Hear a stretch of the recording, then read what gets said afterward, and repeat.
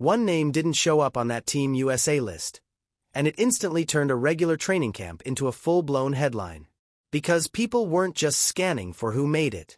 They were searching for who had to be there. And when they didn't see Aya Wilson, the conversation flipped from nice camp to, wait, what's really going on? Then the other side of it hit even harder. Caitlin Clark was there. Not rumored. Not maybe. Officially invited to Duke for December camp, in the room with decision-makers. Right at the moment the program is clearly thinking about the next cycle. And that's why this feels bigger than a simple list of names. This feels like a signal. Because this camp isn't some casual run where everyone gets a turn. It's a closed-door evaluation.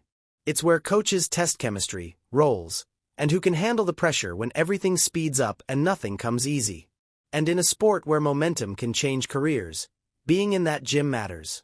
And the wild part is, the invite list didn't look random at all. It looked designed. Once you actually look at the names invited, the pattern becomes impossible to ignore. This wasn't a camp built around nostalgia or legacy. It was built around what's next. Caitlin Clark, Paige Buchers, Angel Reese, Cameron Brink. Add in Lauren Betts and Juju Watkins, and suddenly it feels less like a training camp and more like a preview of the next decade. What makes it even louder is that this wasn't just a youth-only group. Veterans were invited too. Experienced players with real international reps. Which means this wasn't about pushing everyone older aside. It was about testing combinations, seeing who fits together, and figuring out who can carry the program forward when the lights are the brightest. That's why Clark's name jumps off the page. Team USA didn't just invite her because she scores. They invited her because she shifts energy. Every time she steps on the floor, the attention follows. Arenas fill up. Ratings spike. The game feels bigger. And when a national program is planning for global events, that kind of gravity matters. If you're enjoying how this story is breaking down and you want more deep dives like this without the noise, that's exactly what this channel is about. So make sure you're subscribed and you don't miss what's coming next. And speaking of what's coming next, the most interesting part of this list isn't who's on it. It's who isn't. The moment fans noticed the missing name, the entire tone of the conversation shifted. Aya Wilson wasn't just absent. She was noticeably absent. No footnote. No explanation attached. Just a blank space where one of the most dominant players in the sport usually sits. And that's what made it feel uncomfortable.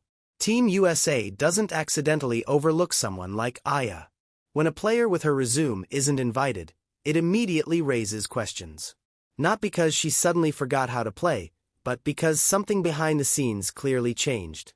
The internet jumped straight to extremes. Some called it a snub. Others claimed it was disrespect. But the truth is more layered than that. An invite list isn't a final verdict. It's a snapshot of priorities in that exact moment. Sometimes it's about workload. Sometimes timing. Sometimes the program already knows what it needs to know from a player, so the reps go to someone else. Still, silence fuels speculation. And with no public reasoning, fans started filling in the gaps themselves. Especially when you zoom out and realize this camp looks like a reset, not a continuation. Because if this is a reset, then what does that say about where the program thinks it's headed? This is where the conversation quietly shifts from basketball to power. Not power in the locker room, but power in the culture. Because right now, women's basketball isn't just growing. It's exploding. And when a sport hits that phase, programs don't only evaluate skill. They evaluate impact. Caitlin Clark represents that impact perfectly. She doesn't just play the game, she pulls new people into it. Casual fans. First-time viewers. International eyes. Every big moment she has stretches beyond the court and lands straight into mainstream attention. That matters when you're building toward global stages like the World Cup and the Olympics. And that doesn't erase Aya Wilson's greatness. If anything, it highlights the contrast. Aya is dominance, control, consistency. The type of player you trust when nothing else is working. But dominance and momentum aren't always the same thing. One is built over years. The other moves fast and reshapes everything around it. Team USA is standing right at that crossroads. Do you lean into the proven force everyone already respects? Or do you invest time testing the star who's dragging the entire sport forward with her? And here's the part that makes people uncomfortable. Sometimes the answer is both. Just not at the same time. The timing is what makes all of this hit harder. Just a year ago, Caitlin Clark was being talked about as a phenomenon. Now she's being treated like a pillar. That shift didn't happen by accident. It happened because every big moment stacked on top of the last one. Record crowds, non-stop coverage, and eventually, recognition that went far beyond basketball. When Clark was named Athlete of the Year, it wasn't just about numbers. It was about reach. About how many people she brought with her. That kind of recognition changes how programs see you, because it confirms you're not just hot right now, you're shaping the future. And here's where the comparison gets tricky. Aya Wilson has already lived that life of dominance. She's already proven herself at the highest level. In many ways, she doesn't need a camp invite to validate anything. But in a moment where Team USA is clearly testing new chemistry and new faces, absence can still feel like a statement, even if it isn't meant to be one. That's why fans can't stop talking about it. Not because Aya is falling off, but because the spotlight is widening. And when it widens, not everyone stands in the center at the same time. What a lot of people miss is what these camps are actually used for. This isn't where legends prove themselves. This is where uncertainty gets tested. Coaches already know what Aya Wilson looks like when the game tightens. They've seen her dominate international competition. They know how she leads when things go sideways. But players like Caitlin Clark? This is where the real questions get answered. How does she respond when everyone on the floor is elite? When the shooting windows are smaller?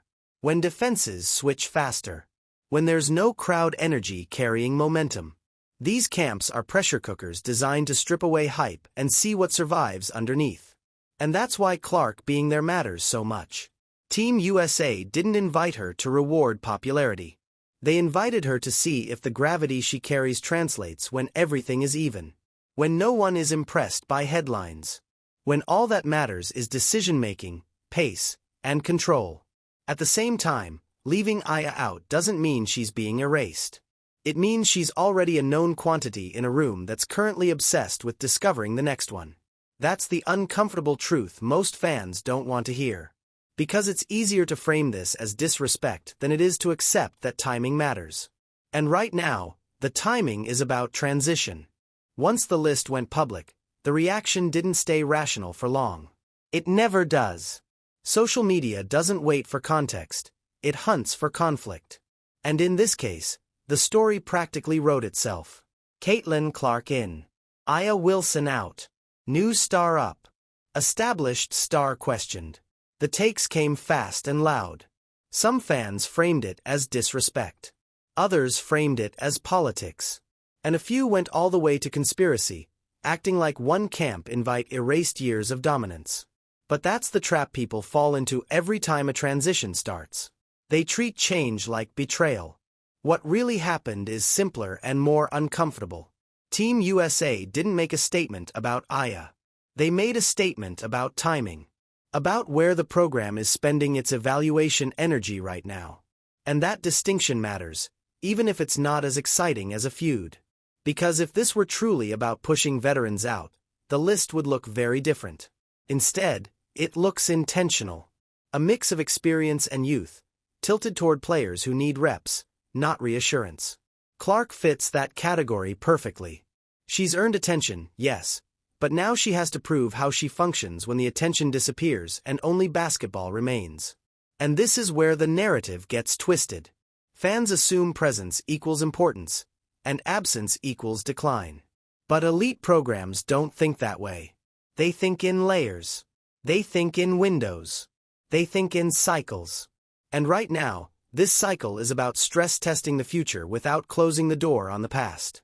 Here's the part that gets lost in all the noise. This moment isn't about Caitlin Clark replacing Aya Wilson. It's about Team USA preparing for a reality where both can exist without being treated as rivals. But fans don't like balance. They like hierarchy.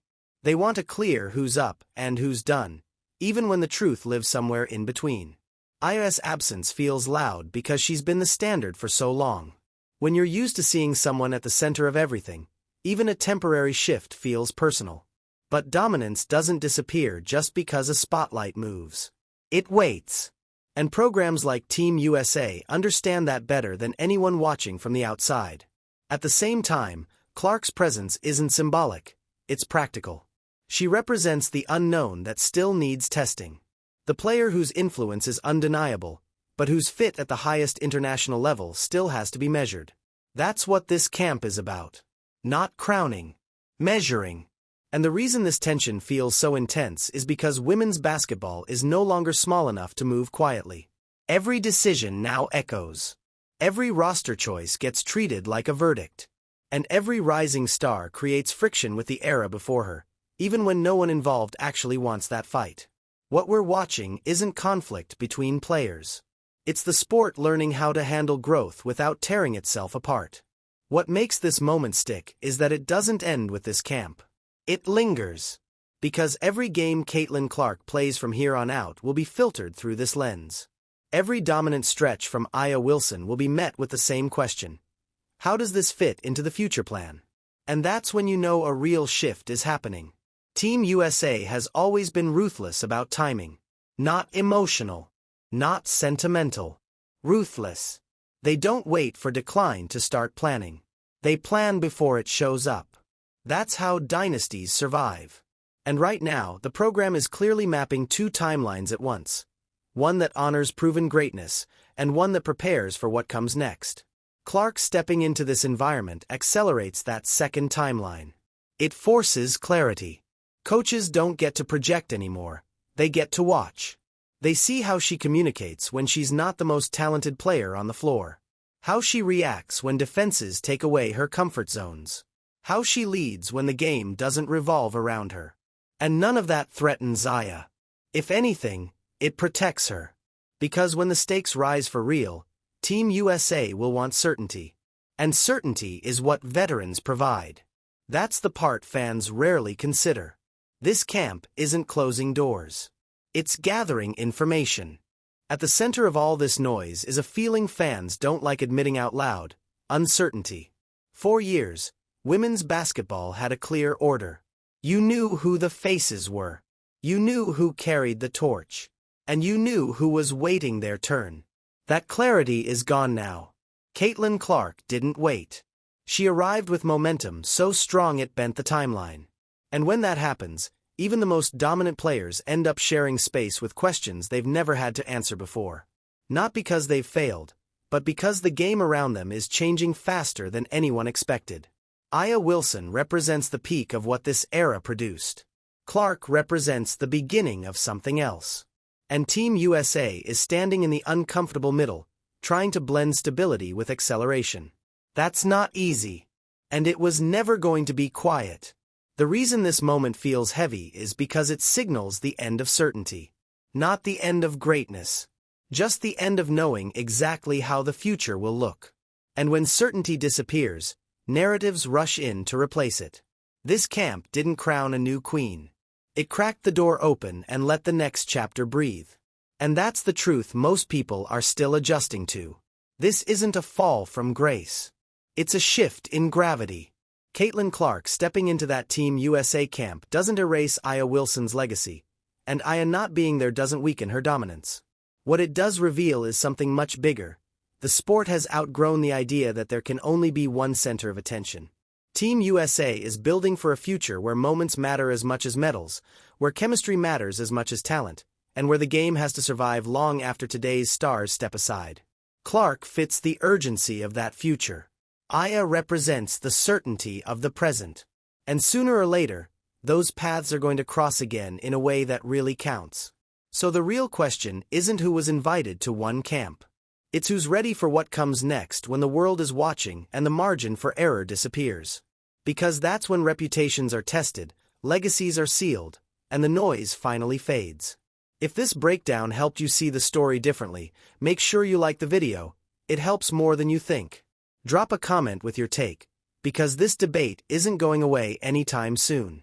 And subscribe if you want more deep dives like this, where we cut through the hype and get to what actually matters in the game.